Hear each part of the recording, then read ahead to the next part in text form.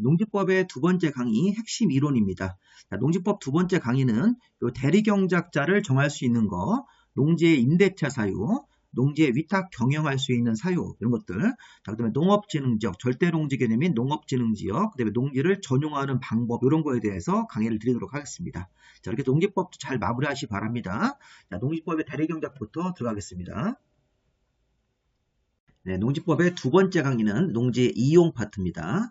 우리 이제 앞에서 이제 농지의 소유 부분을 보셨고, 이제 이용을 보시면, 요 대리경작이라는 제도를 봐야 됩니다. 정당한 이유 없이 농사를 안 짓면 농지 소유자를 대신해서 시군구청장이 대신 경작할 사람을 강제로 정하는 제도가 이 대리경작 제도입니다. 자, 농지의 임대차, 사용대차도 법으로 정한 사유에만 임대차, 사용대차를 할 수가 있습니다. 자, 이것들 한번 쭉 읽어볼 겁니다. 이제 마지막으로 위탁경영이라는 게 있습니다. 위탁경영.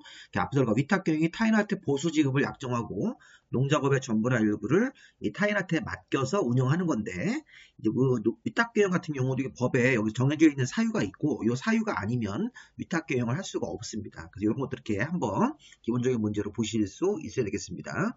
자, 일단 대리경작을 먼저 볼 건데, 자, 대리경작은 이 법정된 사유 없이 이게 이제 정당한 사유인데, 이런 정당한 사유 아니고 유유하고 있는 농지, 놀고 있는 농지가 있을 때는 시군구청장이 농지 소유자나 농지의 임차인 같은 사람 등을 대신해서 직권으로 대리경작자를 정할 수도 있고, 또 경우에 따라서는 신청을 받아서 이런 대리경작자를 정할 수가 있습니다. 대리경작으로 들어가는 사람은 1차적으로 자, 인근 지역, 자, 대리경작 대상 농지 인근 지역에서 농업 경영을 하고 있는 농업인이나 농업법인이 원칙이고, 자, 이 사람이 곤란할 때, 자, 여기 1차 대리경작자로 들어온 사람이 곤란할 때는 인근 농지의 농업 생산자 단체나 학교를 대리경작자로 정할 수가 있습니다. 자, 일단 우리가 이 두 가지를 먼저 기본적인 사항으로 봐야 되는데, 자, 대리경작자는 시군구청장이 정하는 거예요. 농림부 장관, 자, 정확하게는 농림축산식품부인데, 자, 그 농림부 장관이 정하는 게 아니라 시군구청장이 자, 유휴농지에 대해서, 농사를 안 짓고 있는 농지에 대해서 농지 소유자나 농지의 임차인 등을 대신해서 직권으로 대리경작자를 정할 수도 있고, 또는 신청을 받아서 대리경작자 지정이 가능하다. 근데 우리가 좀 보시면 다음에 유휴농지는 정당한 이유가 있기 때문에 대리경작을 정하면 안 됩니다. 자, 우리가 지적증진이나 토양의 개량을 위해서 1년 정도나 2년 정도 휴경할 때, 자, 그런 농지는 대리경작 대상이 아닙니다. 정당한 이유가 있기 때문에. 자, 지적증진을 위해서 일정 기간을 휴경한다. 자, 이런 농지는 정당한 이유가 있어서 농사를 안 짓고 있는 농지이기 때문에 대리경작 지정 대상이 아닙니다. 자, 연작의 피해가 예상되거나 지적의 증진 같은 것들을 위해서 유휴하는 농지일 때, 자, 그 다음에 농지전용 허가라든가 농지전용 협의, 자, 농지전용 신고는 앞으로 농사를 안 짓고 농지를 전용, 개발하겠다고 행정 절차를 받은 경우입니다. 농지전용 허가나 농지전용 협의나 농지전용 신고는 농지를 개발하기 위해서 전용 허가라든가 전용 신고를 받은 거기 때문에 앞으로 농지가 개발할 토지이기 때문에 농사 안 줘도 이거는 괜찮다는 겁니다. 자, 타용도 일사용 허가, 타용도 일사용 신고, 타용도 일사용 협의라는 것도 뒤에서 배울 겁니다. 이것도 농지를 다른 목적으로 이렇게 전용하기 위해서 이런 타용도 일시사용 허가라든가 이런 협의, 타용도 일사용 신고 같은 걸 마친 거기 때문에 앞으로 이것도 농지를 다른 목적으로 바꾸기 위해서 대기하고 있는 상태이기 때문에 농사를 안 줘도 대리경작 대상이 아닙니다. 그래서 1번, 2번, 3번, 4번은 대리경작 지정 대상이 아닙니다. 정당한 이유가 있기 때문에 지적증진, 연작의 피해가 예상되어서 휴경하는 농지, 전용허가라든가 전용신고, 전용협의, 타용도 일사용허가, 일시사용 신고, 일시사용 협의 이런 걸 마친 농지는 농지를 개발하기 위해서 대기 상태이기 때문에 농사를 안 줘도 대리경작 대상이 아니다. 이런 것들은 제외입니다. 자, 어쨌든 시군구청장이 이런 정당한 사유가 있는 경우가 아니고 이런 이유가 아닌 이유로 유휴, 놀고 있는 농지가 있을 때는 대리경작자를 정할 수 있습니다.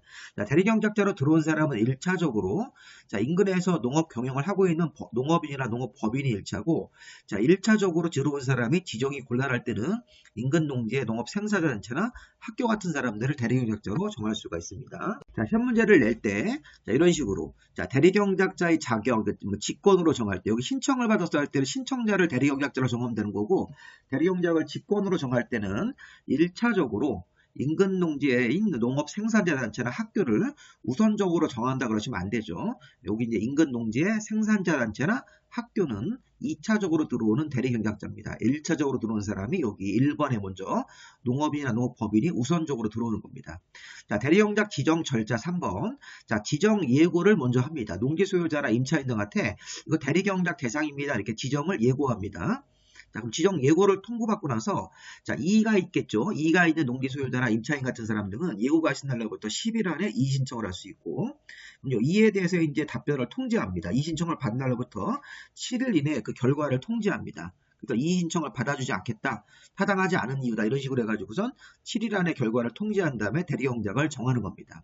자, 중요한 거는 대리경작을 정할 때는 지정 예고하고 이의 신청 기간을 여기 10일 정도 이내에서 이의 신청 기간을 받아주고 이거에 대한 결과 통지가 7일입니다. 그런 다음에 요 7일 이내에 자, 이건 이의 신청이 타당하지 않다, 대리경작을 정하겠다 이렇게 하고 나서 대리경작자가 지정이 되는 겁니다. 자, 대리경작 기간을 따로 정함이 없는 한 3년으로 하는 게 대리경작 기간의 기본적인 원칙입니다. 기간을 따로 정하면 그 기간으로 하는 거고, 기간이 없을 때는 기간을 3년으로 정하는 것을 기준으로 합니다. 자, 대리경작자의 의무.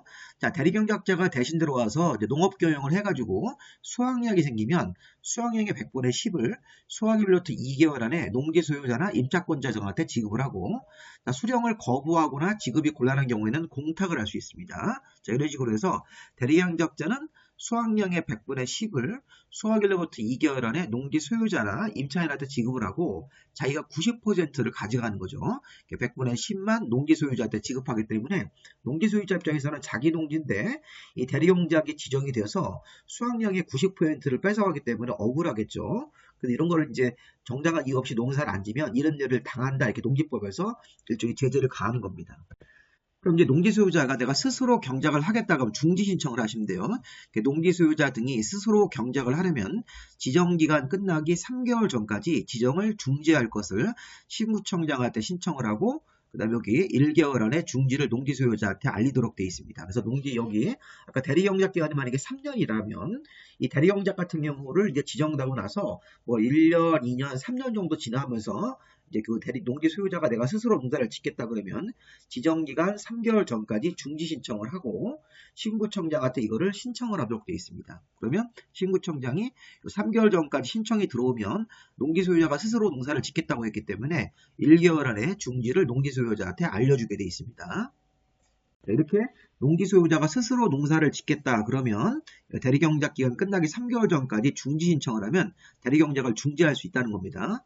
중지 신청을 하고 나서 1개월 안에 중지를 농지 소유자한테 알려주고, 자, 요건 이제 우리가 기간이 만료되면서 중지 신청을 해가지고 이제 대리경작을 끊는 거고, 밑에 해지 신청은 대리경작 기간 만료 전이라도 해지가 가능한 법정된 사유가 있습니다.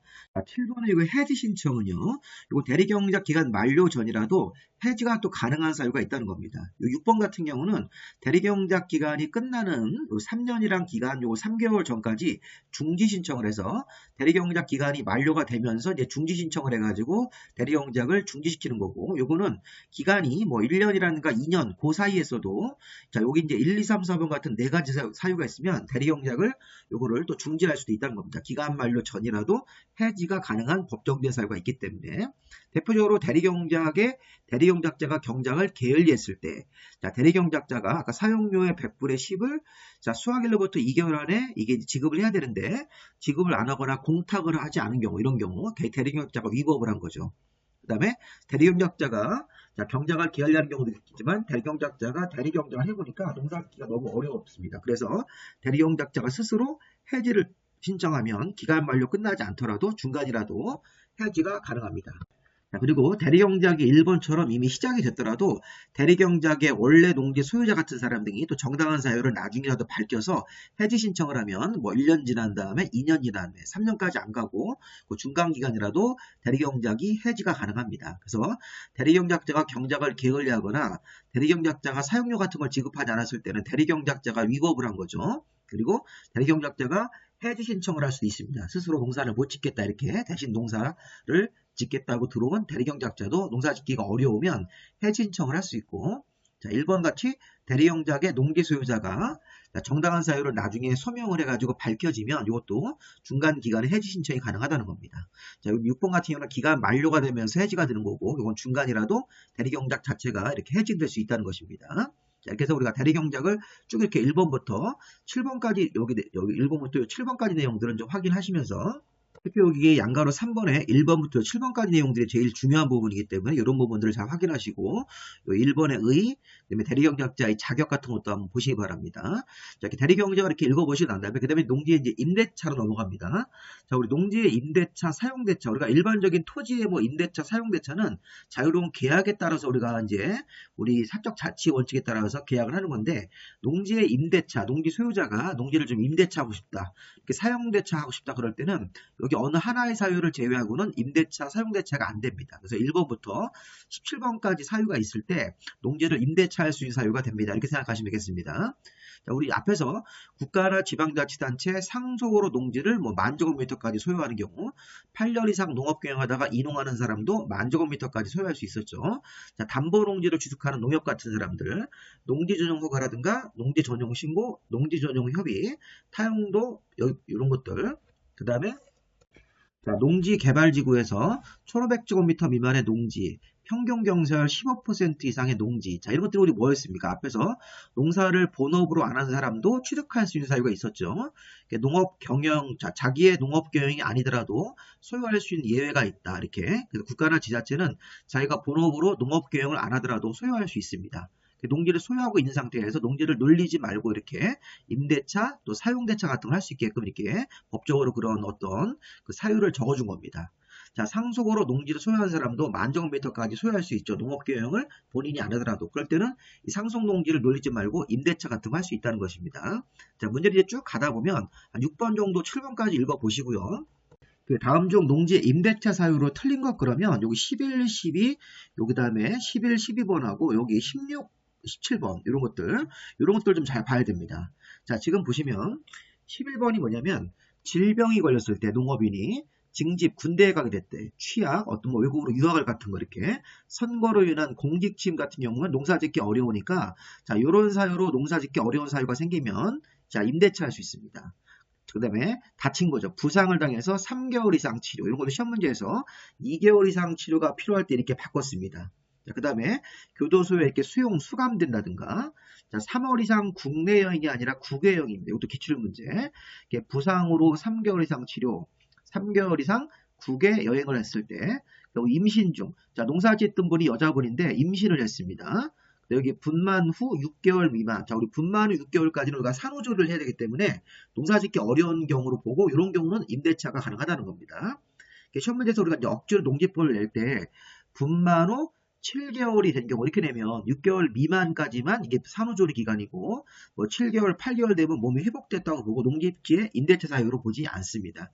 이렇게 우리가 이제 자세하게 농지법에서 이런 임대차 사유를 정하고 있는 겁니다. 우리나라 농지법의 기본 정신이, 자, 농지를 농사 안 짓고 유유농지로 갖고 있을 때는 이걸 투기로 보기 때문에 이런 정당한 사유가 있으면서 농사를 안 짓고 그러면 임대차 할 수 있다, 이렇게. 자, 그런데 이제 이런 경우가 벗어나면 임대차 사유가 안 됩니다. 그래서 조심할 게 이런 겁니다. 부상으로 3개월 이상 치료, 3개월 이상 국외 여행입니다. 국내 여행이 아닙니다. 자, 임신 중이거나 분만 후 6개월 미만까지는, 그러니까 산후조리를 위해서 농사를 안 지을 수가 없기 때문에 임대차가 가능하고, 요 기간이 벗어난다든가 요 개월수가 이렇게 미만으로 내려가 버리면 이거 농지의 임대차 사유로 틀린 것입니다. 자, 12번도 보세요. 60세 이상 이제 나이가 드셔서, 요즘에 60세면 이제 아직까지 청년인데, 이게 옛날에 좀 만들어 보면, 옛날에 우리 환갑잔치 같은 거 할 때, 그럴 때 이제 60세를 우리가 고령으로 봤는데, 이런 것 좀 아직도 60세로 되어 있습니다. 자, 60세 이상이 되어서 농업에 종사하지 않게 됐다, 이제 건강 같은 걸 이유로 농업에 종사하기가 어려운 경우라고 해석하시면 되겠습니다. 자, 문제는 뭐냐면 60세 이상 나이가 되어서 농업에 종사하지 않게 된 경우인데, 이게 자기가 농업경영을 이용한 기간이 5년이 넘어야 됩니다. 그래서 우리가 이 자기 농업경영, 본업으로 농업경영한 기간이 5년이 넘어야 되면서 60세 이상이 되면, 만으로 60세 이상이 되면 그 이후에 농지를 임대차해도 이건 괜찮다는 겁니다.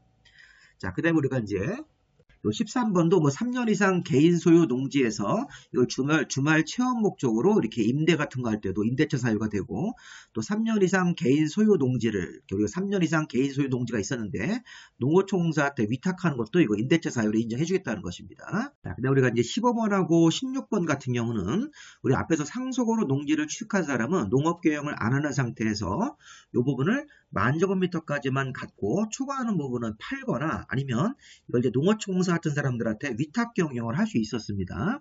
여기 이제 16번 같은 경우도 8년 이상 농업 경영하다가 이농하는 사람도 10,000제곱미터까지는 이농하면서 취득할 수 있고, 초과하는 부분은 이거를 팔거나 아니면 농어촌공사한테 위탁 경영 같은 걸 맡겨서 농지를 사용할 수 있게 해줘야 되는데, 그 케이스로서 이게 농지의 임대차 사유가 될 수 있다는 케이스입니다. 그래서 이게 이제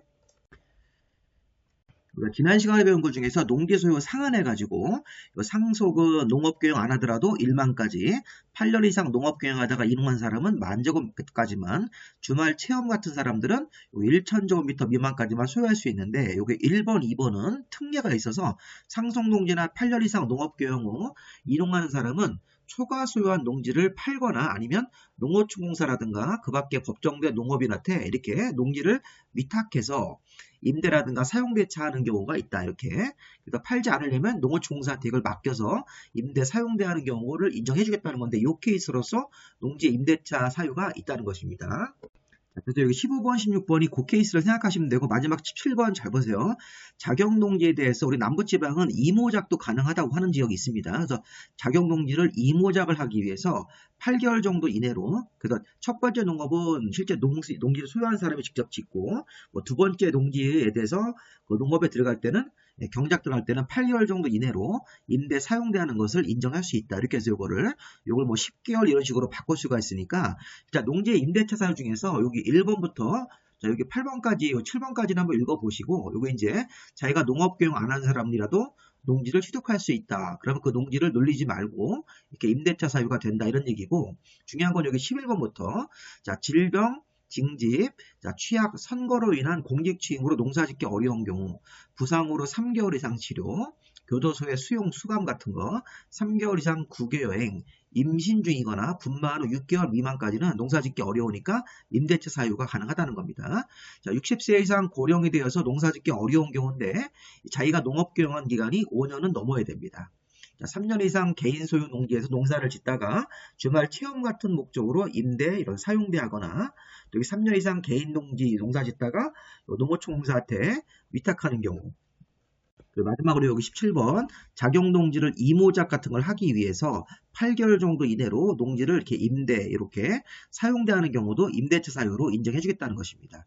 여기 11, 12, 뭐 13, 14, 17번에서 문제가 나올 가능성이 있습니다. 다음 중 농지 임대차 사유로 잘못된 것은 이런 식으로. 자, 근데 임대차의 계약 방법은 당연히 서명 계약을 원칙으로 합니다. 그리고 이제 임대차, 농지 임대차에 대한 여기 대항력은 우리 민법 시간에 배운 거랑 좀 다릅니다, 이게. 민법 시간처럼 이렇게 인도받고 뭐 등기하고 이게 확정일자. 자, 민법 시간에서 배운 거는 우리가 이제 뭐 등기라든가 확정일자를 받아서 주택 임대차에 대한 대항력이 확보되지만, 농지 임대차 계약에 대한 대항력은 시구 읍면장한테 임대차 계약을 확인받고, 자, 농지를 인도받으면 대항력이 생기는 겁니다. 그리고 이제 읍면장한테 가서 농지 임대차에 대한 이런 확인 같은 걸 받은 후 농지를 임대받으면 대항력이 생긴다. 이건 뭐 전입신고 같은 건 따로 없는 거고요. 여기 보시면, 자, 농지는 서명 계약을 원칙으로 하고 농지에 대한 임대차 계약에 대한 대항력은 이렇게 시구 읍면장한테 확인받고 농지를 인도받으면 대항력이 생긴다. 자, 농지 임대차 기간은 3년 이상으로 하는 게 원칙입니다. 지정기간 같은 게 없을 때는 3년보다 또 짧은 경우에는 이 3년으로 약정이 된 것으로 간주합니다. 농지 임대차 기간은 법적으로 이렇게 3년 이상인데, 만약에 2년이라든가 1년씩 이렇게 했을 때는 3년보다 짧은 경우에는 3년으로 약정이 된 것으로 보고, 그 다음에 우리 다년생 식물 같은 거 재배할 때는 이 3년이 기간이 적용이 안 되는 경우도 있기 때문에 이때는 5년 이상으로 임대차 기간을 정하는 것을 원칙으로 합니다. 자, 그리고 임차인은, 자, 임대차 계획에서 임차인이 좀 약자로 보고 임차인이 3년 미만의 유효를 주장할 수는 또 인정이 되는 겁니다. 그래서 임대인은 이제 이렇게 3년 미만의 걸 주장할 수 없지만, 기본적으로 이렇게 3년 미만으로 계약을 체결한 경우에서 임차인이 3년 미만 같은 기간을 주장할 수는 있다는 것입니다. 자, 그다음에 임대차 기간하고 임차료에 대해서 당사자 간의 합의가 안 되면 시군구청장한테 조정을 신청할 수도 있다. 이렇게 한번 읽어보시고, 이 주택임대차에서는 이런 게 없습니다. 사적 자치기 때문에 농지임대차에 대해서는 이렇게 기간과 임차료 등에 대해서 당사자 간의 협의가 안 되면 시군구청장한테 조정을 신청할 수 있습니다. 자, 농지임대차도 이렇게 묵시적 갱신을 또 인정합니다. 기간 만료 3개월 전까지 계약 갱신, 농지임대차에 대한 계약 갱신 거절 통지가 없을 때는 이전 계약과 동일하게 묵시적 계약이 체결된 것으로 간주합니다. 이런 식으로 해서 임대차 농지의 임대차 계약의 방법 같은 거, 뭐 서면 계약 기간은 3년 이상으로 하는 게 원칙인데 다전생식물 재배용 토지는 5년 이상으로 한다. 이렇게. 자, 그래서 협의가 안 됐을 때는 조정 신청도 할 수 있고, 자, 그다음에 농지의 위탁 경영이라는 게 있고요. 자, 농지 이용의 세 번째 파트는 위탁 경영도, 자, 다음 어느 하나의 경우 외에는 농지를 위탁 경영을 할 수 없습니다.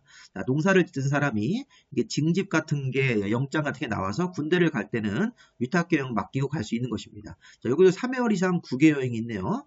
그다음에 여기 질병, 취약, 선거에 따른 공직 취임, 부상으로 3개월 이상 치료, 교도소에 수용되거나 임신 중, 분만 후 3개월, 6개월 미만, 이런 것들이 아까 우리가 임대차 사유랑 유사하게 위탁교형도 이런 것들을 우리가 농사짓기 어려운 경우로 보고 위탁교형 사유로 인정해 줍니다. 자, 이렇게. 자, 6번하고 7번은 무슨 말이냐면, 자, 농업인이 자기 노동력이 부족해서 농작업의 일부를 위탁하는 경우가 이게 가능하다는 겁니다. 농지의 위탁 경영에서 여기 뭐 1번도 있고, 여기 3번, 뭐 4번 같은 것도 위탁 경영 사유가 되고, 그 다음에, 자, 농업인이 자기 노동력 가지고는 부족해서, 자기가 이제 뭐 한 반 정도 농사 짓고, 나머지 반이 농작업의 일부 자체에 대해서 이렇게 위탁하는 경우가 가능하기 때문에 요거 좀 보시고, 요 7번이 사실은 기출문제였습니다.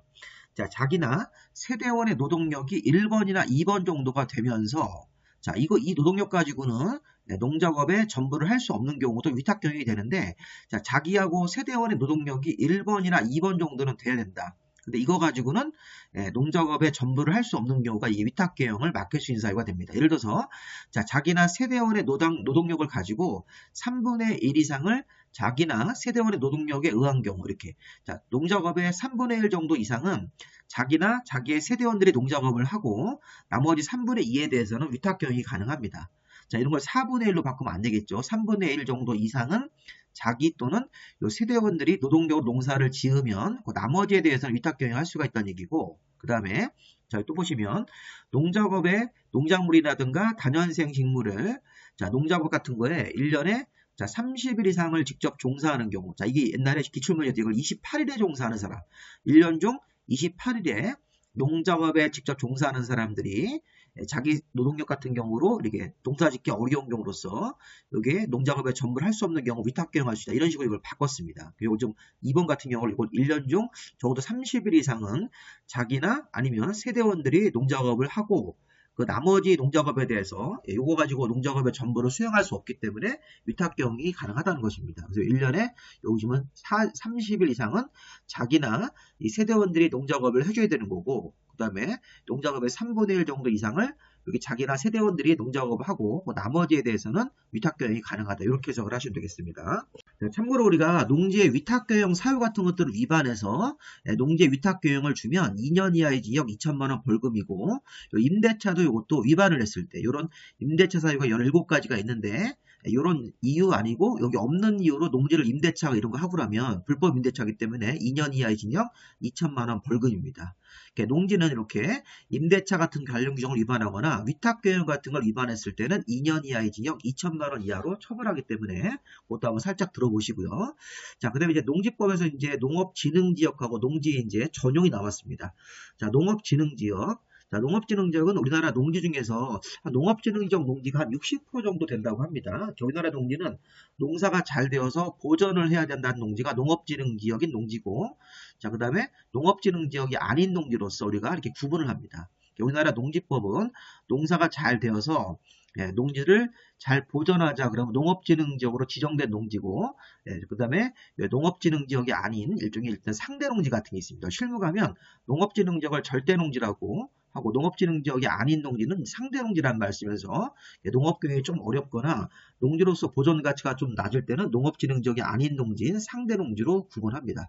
자, 문제는 뭐냐면 이 농업진흥지역이 이거를 시도지사가 여기 보시면 이 농업진흥지역 같은 것들을 정할 때, 자, 이걸 농업진흥구역과 농업보호구역으로 다시 이걸 구분을 해서 지정을 할 수 있습니다. 네, 다시 한번 시도지사가 농업진흥지역을 정할 때 농업진흥구역과 농업보호구역으로 농업진흥지역이 다시 또 이게 두 가지로 갈라집니다. 이렇게 해서 구분을 해서 지정을 하면서 나중에 여기 뒤에 가보시면 여기 심의를 거쳐서 농림부 장관한테 승인까지 얻어가지고 농업진흥지역을 정합니다. 자, 참고로 이 그림을 한번 보세요. 자, 우리가 요게 지금 지난생 네모가 이 전체가 농업진흥지역인데 이 안에 농업진흥구역이라는 게 회색이 표시된 데가 있고 그 외의 지역은 농업보호구역입니다. 그래서 우리가 농업진흥구역 플러스 농업보호구역 둘 다 합치면 이게 바로 농업진흥지역이 되는 겁니다. 그래서 시도지사가 농업진흥지역 절대농지를 농업의 진흥구역과 농업의 보호구역으로 구분해서 지정할 수 있다. 자, 문제는 뭐냐면 농업진흥구역이 규제가 좀 더 강한 거고 농업보호구역이 상대적으로 규제가 좀 약한 지역입니다. 자, 농업진흥지역 안에 농업진흥구역과 농업보호구역 두 가지 형태로 다시 구분을 하고, 자, 농업진흥구역은 뭐라고 되어 있냐면 농림부 장관이 정하는 규모로 농지가 집단적으로 이렇게 우리 바둑판 모양으로 농사가 잘 되는 경지정리가 끝난 바둑판 모양의 실제 농사 짓는 농지가 농림부 장관이 정하는 규모로 집단화되어서 대규모 실제 농사 짓는 땅을 우리 모아서 농업진흥구역이라고 하고, 자, 농업진흥구역을 도와주는 땅이 농업보호구역입니다. 농업진흥구역의 용수원 확보니까 저수지 같은 거, 수질 보전을 위한 농업 환경을 보호하는 지역이기 때문에 이렇게 농업진흥구역 주변에서 농업진흥구역을 도와주고 환경 같은 걸 보호하는 땅이 농업보호구역이라고 생각하시면 되겠습니다. 다시 아까 그림으로 가셔서 이 전체 지난생 네모가 농업진흥지역 절대농지인데 그 안에 농업진흥구역이 있어가지고 아까 농림부 장관이 정하는 규모로 실제 농사진 농지가 집단적으로 이렇게 모여있는 곳이 농업진흥구역이고, 자, 농업보호구역은 농업진흥구역의 용수원 같은 걸 확보하기 위한 저수지 같은 거, 자, 농업환경 같은 걸 위해서 여러 가지 뭐 양수시설, 배수시설 이런 것들이 설치된 땅을 농업보호구역이라고 해석하시면 되겠습니다. 자, 두 개를 합쳐서 농업진흥지역이 되는 겁니다. 자, 그럼 우리가 이제 보시면 시도지사가 농업진흥구역과 보호구역으로 구분해서 농업진흥지역을 정할 수 있다. 농업진흥지역을 정할 때는 자, 시도 농업농촌식품산업정책심의회 심의를 거쳐서, 자, 이거 심의의 이름은 알 필요가 없고 그냥 자, 이렇게 심의를 거친 다음에 시도지사가 이걸 정한 다음에 농림부 장관한테 승인을 얻어서 농업진흥지역이 확정이 되는 겁니다. 자, 그리고 자, 농업진흥지역 안에 농업진흥구역은 농림부 장관이 정하는 규모로 농지가 집단화되어 있는 토지고, 자, 농업보호구역은 농업진흥구역의 용수원 확보, 농업진흥구역의 농업환경을 보호하기 위한 그런 농업진흥구역 주변 땅들이 농업보호구역이라고 생각하시면 되겠습니다. 자, 이거 2번 중요합니다. 자, 농업진흥지역은 녹지지역, 관리지역, 농림, 자연환경보전지역을 대상으로 정할 수 있습니다. 자, 농지법상 농업진흥지역이라는 절대농지는 국토계획법상 용도지역 중 특별시를 제외한 녹지지역, 자, 관리지역, 농림지역, 자연환경보전지역에 있는 농지를 대상으로 이렇게 신규로 농업진흥지역을 정할 수가 있습니다. 그러니까 우리가 이제 주거지역이나 상업지역 같은 경우는 못하겠죠. 주거상업공업은 빼고 특별시 녹지지역을 빼고 특별시 지역이 아닌 다른 도시에 있는 녹지지역, 관리지역, 농림, 자연환경보전지역에다가 농업진흥지역을 정할 수가 있습니다. 자, 농업진흥지역을 지정할 때는 이거를 먼저 이렇게 이제 농지 해당 토지의 소유자, 농업진흥지역 그 후보지 토지 소유자한테 개별 통지를 하고 지역 주민들한테 의견을 들어야 됩니다. 자, 주민들은 자, 이렇게 통지를 받고 나서 14일 안에 의견을 제출하도록 되어 있고, 자, 지정을 할 때는 이렇게 심의를 거친 다음에 농림부 장관한테 승인도 받아야 됩니다. 자, 요 협의 같은 것도 좀 보세요. 자, 농림부 장관이 요거 승인을 내줄 때 해당 농지가 녹지지역이라든가 계획관리지역 같은 땅에다가 농업진흥지역을 정하겠다고 이렇게 포함시키는 거에 대해서 협의가 이런 것들이 들어가면 승인 전에 국토부 장관하고도 협의를 해야 됩니다. 자, 좀 전에 여기 녹지지역 같은데 여기 관리지역 중에 계획관리지역에다가 새로 농림부 장관이 승인을 내주기 전에 자, 녹지지역이나 계획관리지역에다가 농업진흥지역을 정하겠다. 이런 내용들이 들어오면 농림부 장관이 국토부 장관한테 협의 같은 걸 하고 나서 그 다음에 승인을 내주라는 겁니다. 자, 3번도 한번 잘 보십시오. 그래서 우리가 이제 농림부 장관이 농업진흥지역 지정을 승인을 하려고 했는데, 자, 농림부 장관이 국토부 장관하고 협의하는 사항이 있다. 왜? 농업진흥지역 자체가 녹지지역이나 계획관리지역에 이렇게 농업진흥지역 지정이 포함됐을 때 국토부 장관하고 사전에 협의하고 나서 승인을 내줘야 된다. 이렇게 읽어보시기 바랍니다. 자, 그 다음 우리가 이제 농업진흥지역은 변경되거나 해지되는 경우가 있습니다. 자, 1번 보시면 국토계획법상 용도지역을 변경하면서 농업진흥지역 절대농지를 해제할 수 있습니다. 자, 국토계획법상 용도지역이 바뀝니다. 예를 들어서 관리지역이라든가 농림지역 같은 땅이 도시지역으로 변경되면서 농업진흥지역을 해제하는 게 국토계획법의 어떤 용도지역 변경 자체가 확정됐기 때문에 농지법이 이걸 따라주는 겁니다. 농업진흥지역을 해제할 수 있다. 절대농지를 풀 수 있다는 겁니다. 자, 여건 변화로 농업진흥지역 절대농지를 유지하고 있다가 여건 변화로 농업진흥지역 지정 요건이 안 맞으면 이것도 농업진흥지역을 3만 제곱미터 이하로 해제할 수 있습니다. 이 위에는 면적 제한이 없는데, 자, 여건 변화로 농업진흥지역 요건을 적합하지 않을 때는 3만 제곱미터 이하로 해제할 수 있다. 이렇게. 그리고 자, 요 3번 같은 경우는 여건이 변화가 되어서 농업보호구역이 농업진흥구역 쪽으로 이렇게 변경되는 경우도 가능하네요.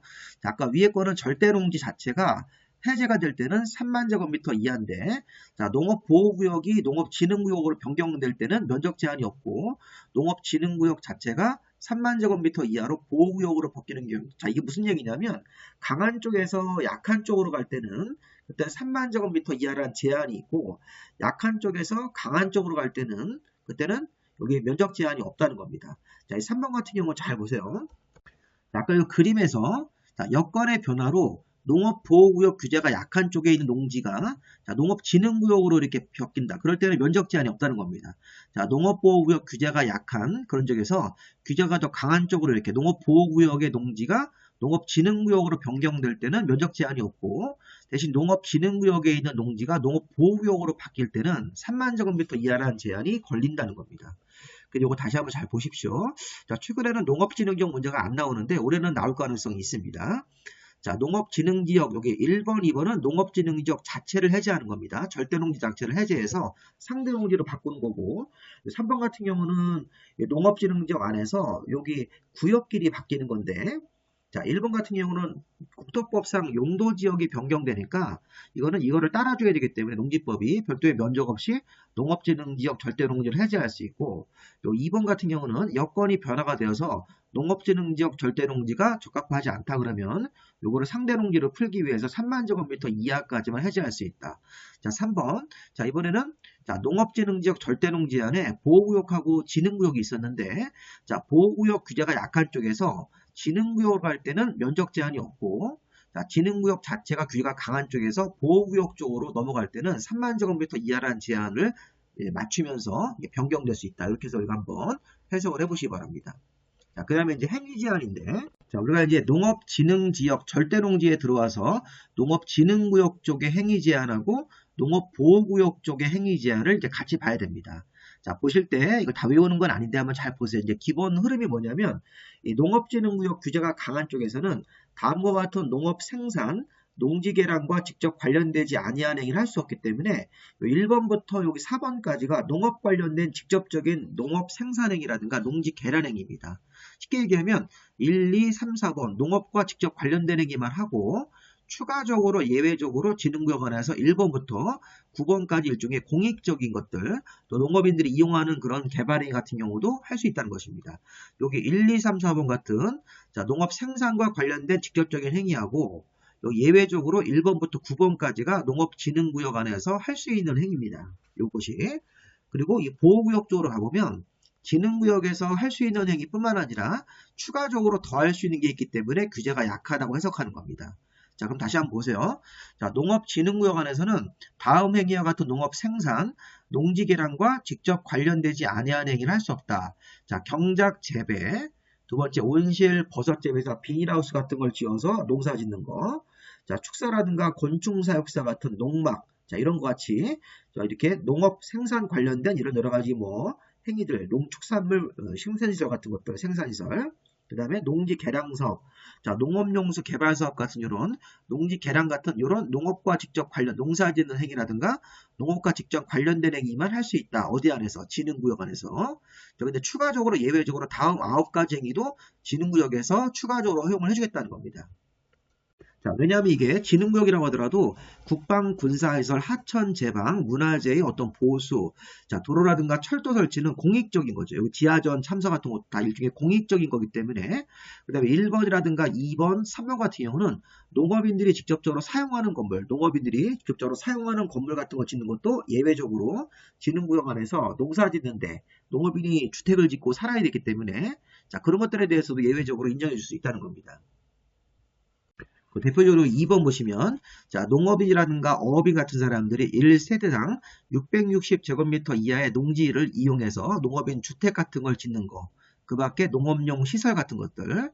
자, 여기 1번 보시면 농산물 가공처리시설 뭐 1만 제곱미터 미만까지. 자, 여기 육종 연구를 위한 시험 연구시설 요 3천 미만까지. 자, 어린놀이터, 마을회관, 경로당, 어린이집도 우리 시골에도 어린이집 같은 거 있어야 되기 때문에 이런 것들은 면적 없이. 그래서 요거 좀 조금 어렵습니다, 이게. 자, 지금 우리 농업진흥구역안에서 자, 농산물 가공처리시설 1만 미만까지. 자, 육종 연구를 위한 시험 연구시설은 3천 미만까지 이런 것들이 자, 농업인들을 농사 짓는데 이렇게 필요하고 도와주는 시설들이기 때문에 이 지능구역에서 허용할 수 있다. 자, 그 다음에 어린이놀이터, 마을회관, 경로당, 어린이집은 면적이 없습니다. 그 밖에 농업인, 어업인 주택도 1세대당 660제곱미터 이하까지.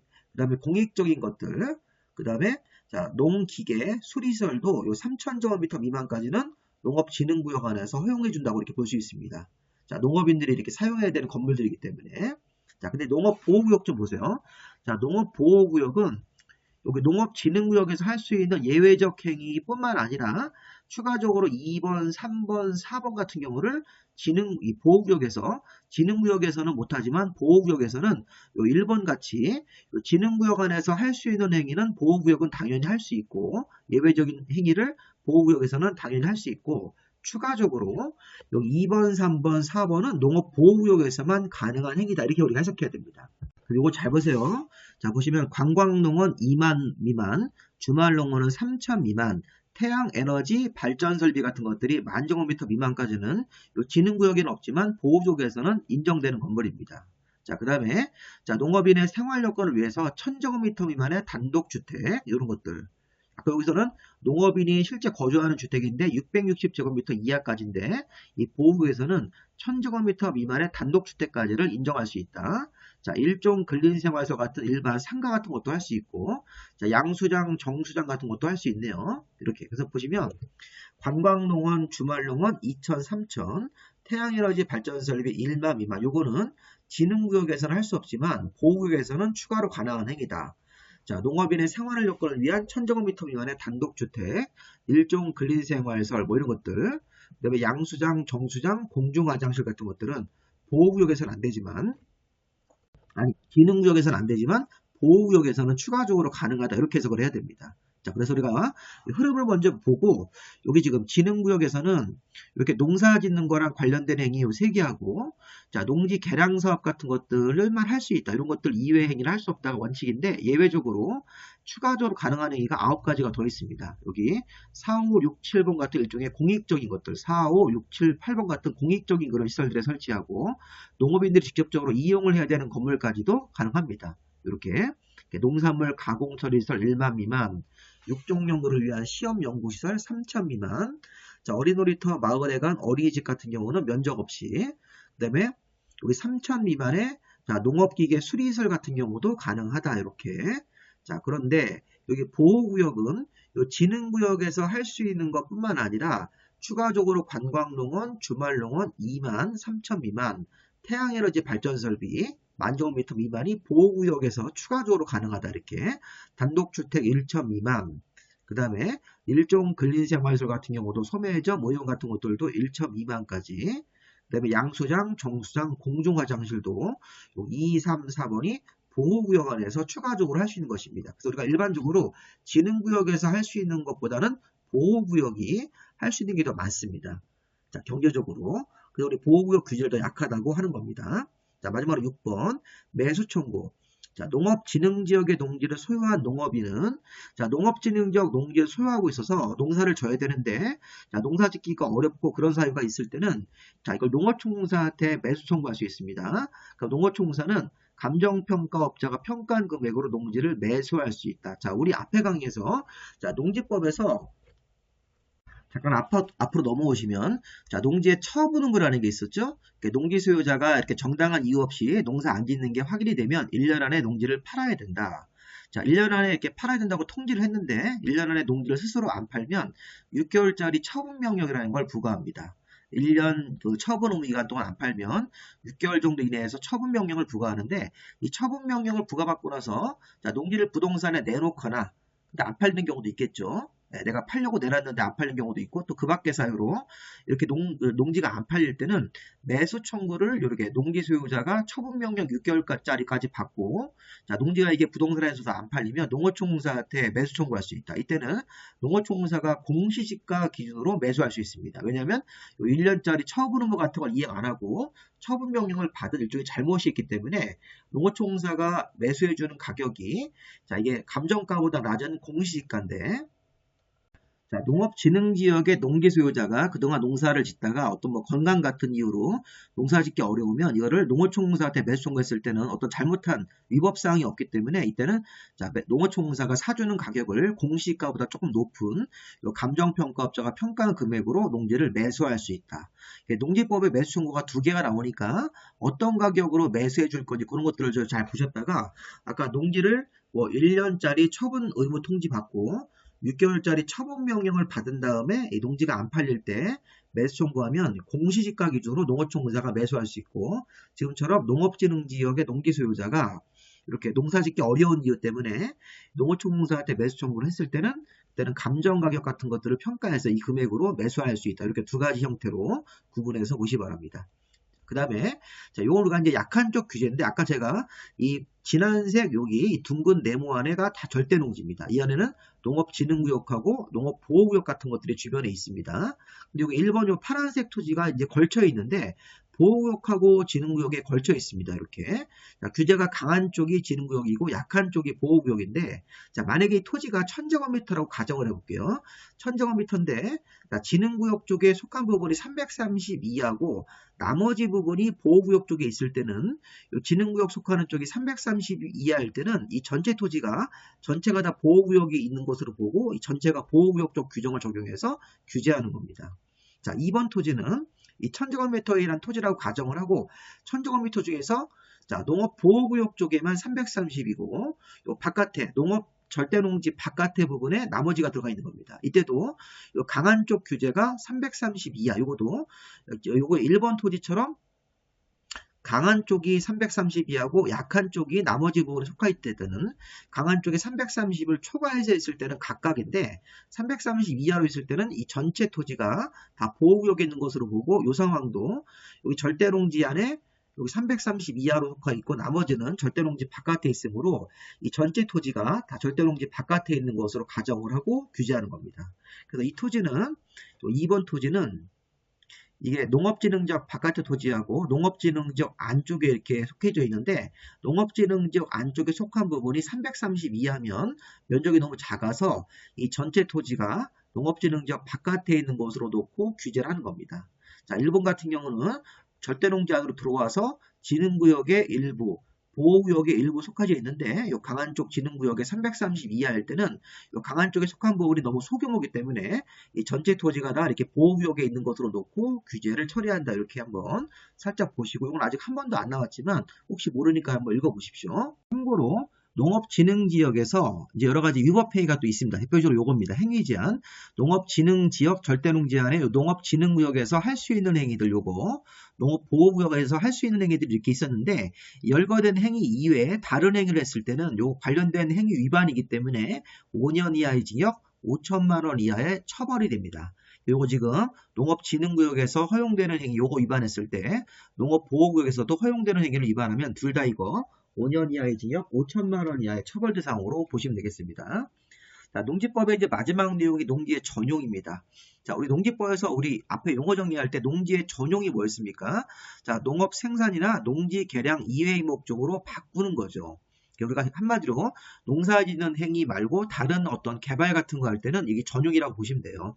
농업 생산이나 농지 개량 같은 거 이외의 목적으로 전용하는 경우에는 다음으로 하나의 경우를 제외하고는 농림부 장관한테 허가를 받아야 됩니다.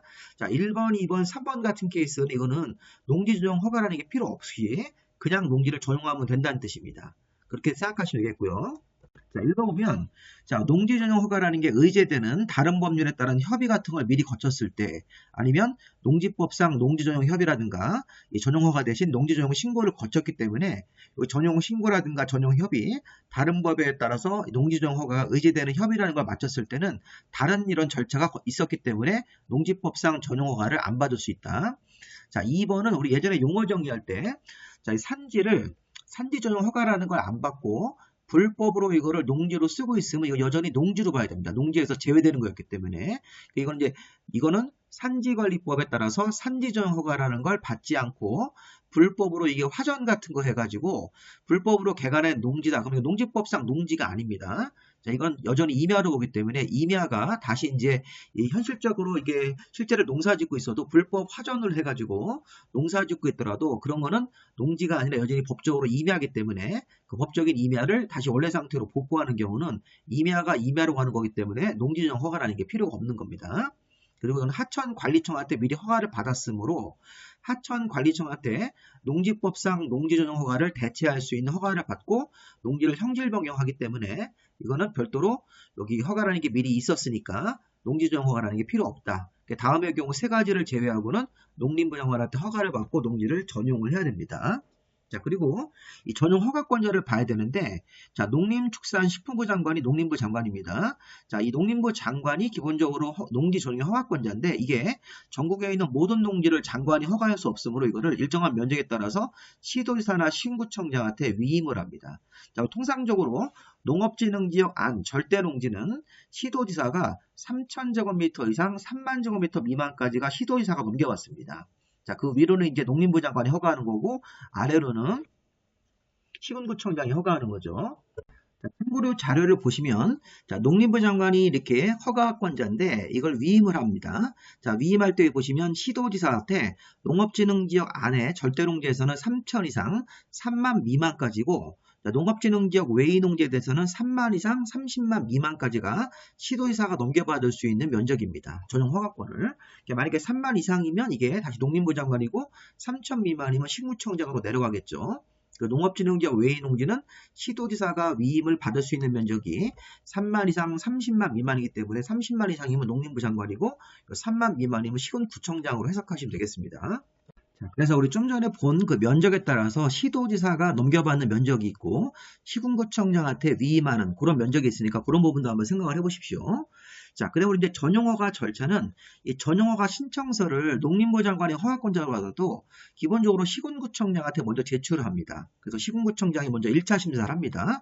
시군구청장은 이게 농림부 장관한테 허가를 받아야 되는 면적일 때, 자, 시군구청장이에게 제출을 하면 시군구청장이 여기 심사를 해서 자, 통과가 되면 10일 안에 요거 시도지사한테 다시 보냅니다.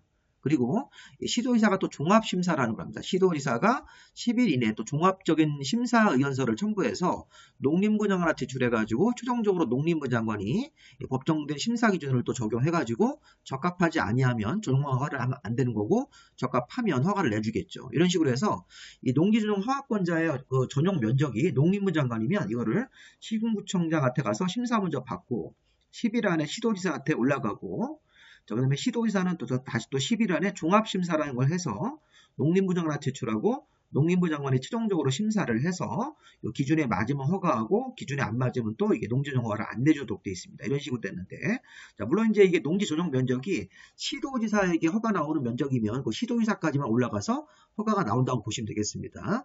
자, 그 다음에 이제 전용협의라는 게 있습니다. 자, 전용협의는, 자, 우리가 일반 개인들은 농지전용 허가라는 것을 이렇게 이제 관련된 절차에 따라서 받아야 되는데, 주무부 장관이나 지방자치단체장이 법정된 사유에 따라서, 이게 주로 이제 공익적인 일을 하는 겁니다. 주무부 장관이라든가 지방자치단체장이, 자, 법정된 사유 같은 것들에 따라서 농지를 전용할 때는 그 주무부 장관이라든가 지방자치단체장은 농림부 장관하고 전용 협의하도록 되어 있습니다. 뭐, 예를 들어서, 국토계획법상 농지에다가 뭐 주거지역, 상업지역, 공업지역 같은 용도지역으로 이렇게 지정을 하는 겁니다. 국토계획법상 농지 자체에서 이걸 주거지역, 상업지역, 공업지역으로 정해가지고 관련 개발 행위를 하거나 보다 도시계획시설을 설치한다 이런 말이 나오면 농지를 전용할 때 주무장관이라든가 지방자치단체장이 이거를 농림부 장관하고 협의하고 전용합니다. 그러니까 기본적으로 장관이라든가 지자체의 장이 나오면 농지 전용 허가를 받는 게 아니라 협의사항이다 이렇게 생각하시면 되겠습니다. 자, 그다음에 농지전용 신고 이게 제일 어려운 건데요.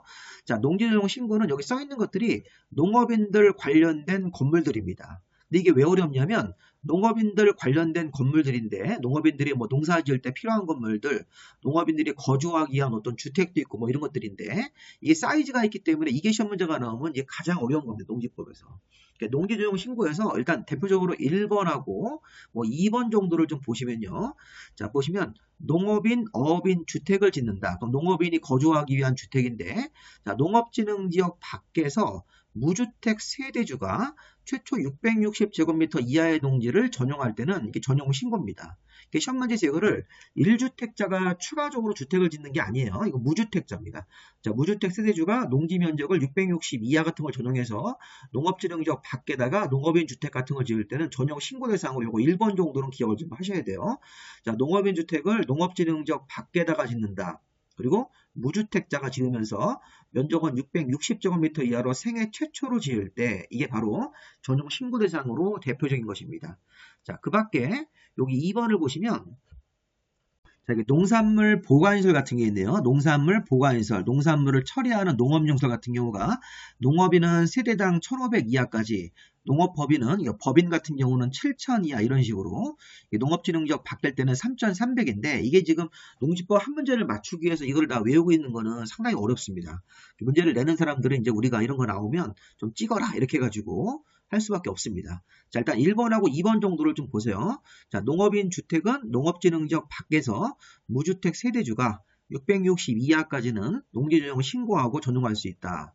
자, 그 다음에 자, 농산물 보관시설하고 자, 농산물 처리시설 같은 경우가 있습니다. 농산물 처리 같은 거 하는 농업용시설인데 자, 농업인은 세대당 1,500, 농업법인은 7,000 이하, 이게 농업법인이 농업진흥지역 안에서 할 때는 3,300 이하까지 면적을 전용을 해서 농업용시설 같은 것들을 설치할 수 있습니다. 이런 것들, 농산물 보관시설 같은 것들 요 사이즈를 맞춰가지고 나머지 내용들은 참고로 보시고 여기 5번에 보시면 자, 우리 농업인들이 이용하는 어린이 놀이터, 마을회관, 경로당, 유치원, 목욕탕 같은 것들은 사이즈가 없네요.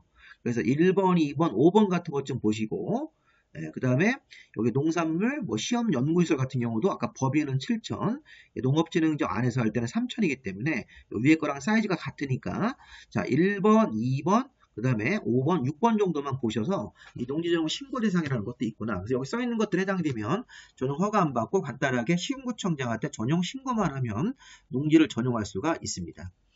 자, 타용도 일사용허가. 자, 이것도 좀 보셔야 됩니다. 자, 농지를 다른 용도로 일시적으로 썼다가 다시 이거는 복구하는 겁니다. 복구. 우리 앞에서 전용허가라든가 전용협의라든가 전용신고는 농지를 영원히 복구합니다. 농지를 영원히 이거 전용하기 때문에 나중에 이제 이거를 개농지를 만들기 위해서 농지 보존 부담금이라는 걸 내야 돼요. 농지 전용 허가, 농지 전용 협의, 농지 전용 신고로 전용하는 사람들은 농지를 영원히 없애는 사람들이에요. 개발 같은 걸 하기 위해서. 그럴 때는 대체 농지를 만들기 위해서 농지 보존 부담금이라는 걸 내야 되는데 타용도 일사용 허가, 이거는 타용도 일사용 허가, 일시사용 신고, 타용도 일사용 협의는 농지를 일정 기간 썼다가 다시 이걸 복구합니다. 복구. 농지를 원상태로 복구하기 때문에 여기 농지 보존 부담금이라는 게 필요가 없습니다. 일단 4번에 보시면 자, 타용도 일사용 허가라는 게 농지를 다음 어느 하나의 용도로 일시적으로 사용하려는 사람은 농지를 다시 복구한다는 걸 약속하고 조건으로 붙인 다음에 시군구청장한테 전용 허가가 아니라 타용도 일사용 허가를 받습니다. 대표적으로 뭐가 있냐면 자, 보시면 이 건축법상 건축허가나 건축신고 대상이 아닌 간이 이게 바로 가설건축물을 말하는 겁니다. 자, 가설건축물 형태로 농수, 축산업용시설, 그 다음에 간이 농산물 처리시설 같은 게 있습니다. 우리가 가설건축물 형태로 농산물, 농수, 축산업용시설하고 자, 농산물, 간이, 처리시설 같은 걸 지을 때는 7년 정도 이내로 일단 사용을 했다가 다시 복구하는 거고 또 경우에 따라서는 5년 정도로 연장할 수 있습니다. 그래서 우리가 간이 농수, 축산업용시설은 처음에 7년 정도 이내로 사용하겠다고 타용도 일사용 허가를 받은 다음에 5년 정도 이내로 연장할 수 있다. 자, 그 다음에 주 사업 목적을 위해서 현장 사무소 같은 걸 설치할 수 있죠. 자, 우리 현장 사무소 같은 것들도 컨테이너 같은 거로 설치할 수 있는데, 자, 이런 것들도 지금 보시면 그 목적 사업 같은데 필요한 기간 동안은 타용도 일사용 허가라는 걸 받고 현장 사무소라든가 공사에 필요한 어떤 부대시설 같은 거를 지을 수 있습니다. 이거는 기간이 따로 없네요. 그 사업하는 기간 동안 주 목적 사업 같은 거 하는 기간이 만약에 15년이면 뭐 15년 정도 사용하는 그 기간 동안 이 현장 사무소 같은 걸 설치하기 위해서 타용도 일사용 허가라는 걸 받을 수 있습니다. 이 목적 사업이 만약에 뭐 2년이면 2년이겠고 7년이면 7년이겠죠. 이렇게. 자, 그 다음에 그 외의 경우는 이제 5년인데 문제는 뭐냐면 이겁니다. 태양 에너지 발전 설비. 태양광 발전 설비가 5년 정도 이내로 사용하기 위해서 이 타용도 일사용 허가를 받고 쓸 수 있습니다. 자, 우리 가서 농지 같은 거에다가 태양 에너지 발전 설비를 설치했다 그러면 이때는 농지용 허가를 받는 게 아니라 타용도 일사용 허가를 받는데 이게 태양 에너지 발전 설비가 기간 연장할 때는 18년 이내까지 연장이 가능합니다. 이런 식으로 해서 연장 기간을 길게 잡아놓고 있습니다. 자, 이 정도까지 기본적으로 좀 보시고요. 새로 추가된 게 5번이 하나 있죠.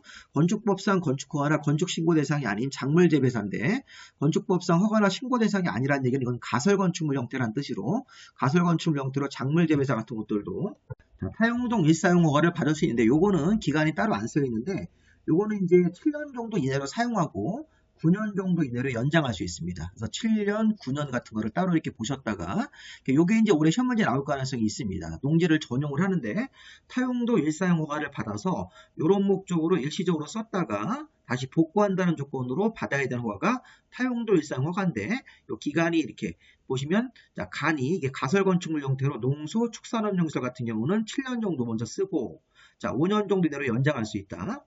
자, 그 다음에 주된 공사 같은 거, 주된 사업 목적을 위한 현장 사무소 같은 경우는 주된 사업의 목적 기간 동안 사용할 수가 있다는 것이고, 태양에너지 발전 설비는 5년이고 연장은 18년. 자, 건축 허가나 건축 신고 대상이 아닌 가설 건축물 형태로 이런 작물재배사라는 게 있어요. 이게 이제 이 작물재배사가 무슨 뭐 정보통신 기술을 결합한 건데, 중요한 건 이 작물재배사 같은 경우는 처음에 7년 정도 이내로 사용하고 연장은 이게 9년 정도 이내로 연장을 할 수 있습니다. 자, 이런 식으로 이렇게 보셔서 보시고요. 자, 그 다음에 타용도 일사용 신고라는 게 있는데, 요거는 눈썰 매장. 우리 겨울에, 눈이 많이 오면 강원도에다가 일부 농지를 눈썰 매장이라든가, 아니 무슨 뭐 빙어 축제장, 이런 거를 만들기 위해서 농지를 전용하고 싶다 그럴 때는, 그때는 타용도 일사용 허가가 아니라 신고입니다, 신고. 요거 3,000제곱미터 이하 범위 안에서 요건 기간을 6개월 정도 이내에 겨울한철 눈썰 매장, 이렇게 지역 축제장 같은 경우는 6개월 이상이 이렇게 지속되는 경우는 없으니까 요거 보시면 눈썰 매장이나 지역 축제장으로 3,000제곱미터 이하의 면적으로 전용을 한다. 기간은 6개월 정도 이내까지 사용하기 위해서. 그리고 타용도 일사용 허가가 아니네요. 눈썰 매장이나 지역 축제장은 타용도 일사용 신고기 때문에 위에 있는 요 4가지하고 이렇게 여기 5가지하고 구별을 좀 해서 보실 필요가 있겠습니다. 그리고 타용도도 일사용 협의라는 게 있습니다. 자, 우리 행정관청이 전용할 때는 전용 협의가 있듯이 타용도 일사용 협의라는 것도 우리 주무관청이라든가 지방자치단체장이 이런 타용도 일사용 협의를 받고 전용을 했다가 나중에 복구를 해야 됩니다. 자, 그러면 요 뒤에 보시면 전용허가의 필수적 취소라는 게 있는데, 자, 이게 공사 중지와 같은 조치명령 위반이라는 게 필수적 취소입니다. 자, 우리 이런 거는 좀 굉장히 특이한 케이스인데, 자, 여기 한번 보세요. 자, 농지를 전용허가를 받은 사람이 어떤 잘못을 하면 전용허가를 취소할 수 있습니다. 자, 그런데 여기 7번 같은 경우는 필수적 취소고, 나머지는 이게 임의적 취소로 보셔야 됩니다. 공법이나 중개사법에서 거짓 부정 방법으로 어떤 전용허가 이런 걸 받았을 때는 자, 거짓말했기 때문에 필수적으로 이렇게 보이는데 이게 지금 임의적 취소로 되어 있습니다. 자, 굉장히 특이하죠. 우리 그동안 배웠던 거랑은 좀 다른 원리입니다, 이게. 자, 거짓 부정한 방법으로 전용허가 받은 것이 판명이 되었을 때, 아니면 돈 같은 거, 농지 보존부담금이라는 걸 내야 되는데 이걸 안 낸 사람들, 그 다음에 전용허가를 받은 사람이, 전용 신고한 사람이 전용허가를 취소해달라 이렇게 신청을 한 겁니다. 자, 또는 전용 신고한 걸 철회달라. 이런 것들은 다 임의적으로 전용허가를 취소할 수 있다고. 여기 보시면 7번입니다. 허가를 받은 사람이 공사 중지명령 같은 걸 받았는데, 자, 공사 중지명령 같은 조치명령을 이행을 안 하고 버티고 있으면 이게 바로 필수적 취소로 봐야 됩니다. 자, 그리고 여기 보시면 농지 보전 부담이라는 걸 돈을 내야 돼요. 농지를 전용하는 사람들은 대체 농지를 만들기 위해서 이 돈을 좀 내야 된다. 농지 보전을 하기 위한 부담금. 아까 농지 전용 허가 있었죠. 자, 농지 전용 신고도 있었습니다. 자, 전용 협의도 요 세 가지는 행정관청이 전용 협의로 농지를 전용하든 일반 민간인들이 전용 허가나 전용 신고로 전용을 하든 둘 다 이게 농지를 영원히 전용하는 겁니다. 영구히 농지를 전용하기 때문에 대체 농지를 만들기 위해서 부담금을 납부해야 되는데 여기 보십시오. 타용도 일사용허가, 타용도 일사용 신고, 타용도 일사용 협의 이런 사람들은 보전부담금을 납부하지 않습니다. 자, 일단 그것만 기억하시면 되겠습니다. 농지 보전부담금은 타용도가 붙은 것들에 대해서는 부과하지 않는다. 왜냐하면 농지를 다시 복구하기 때문에 일정 기간 사용하고 다시 농지를 원상태로 복구하기 때문에 농지를 추가로 만들 필요가 없으니까 보전부담금을 안 내고 전용허가, 전용신고, 전용협의 이런 사람들은 보전부담금을 내야 됩니다. 자, 그리고 우리가 시구청장, 읍면장은 자, 농지 대장을 모든 농지에 대해서 각 필지별로 만들어야 된다. 이것도 기출문제 한번 나왔던 지문이니까 농지 대장을 만드는 관청, 모든 농지에 대해서 농지 대장 같은 걸 만들고 이런 것들을 관리를 해야 되는 것입니다. 자, 일단 이 정도까지만 보시면 농지법에서도 중요한 쟁점들은 잡은 것 같은데 이게 시험 문제가 뭐가 나올지 모르기 때문에 두 문제 가지고 너무 농지법을 자세하게 하실 필요는 없고 이 정도까지만 한번 보시고 우리가 농지법에서 이제 어려운 거는 한 문제 정도 나오면 좀 찍으시고 이 정도에서 문제가 하나 나오면 이제 우리가 이제 실력으로 좀 맞출 수 있게끔 하시면 되겠습니다. 가급적이면 두 문제 제가 다 강의한 거에서 나오면 좋겠습니다. 자, 일단 우리 여기까지 농지법까지 마무리 했으니까 이제 우리 마지막에는 공부를 너무 벌리지 마시고 기본적인 사항들만 이렇게 여러 번 보시고 한번 들어가 보십시오. 그러면 의외로 좋은 결과가 있을 겁니다. 우리 수험생들 모두 합격하셔서 앞으로 또 미래에 새로운 부동산 전문가가 되시기를 기원하면서 이제 강의 마무리하겠습니다. 자, 수고하셨습니다.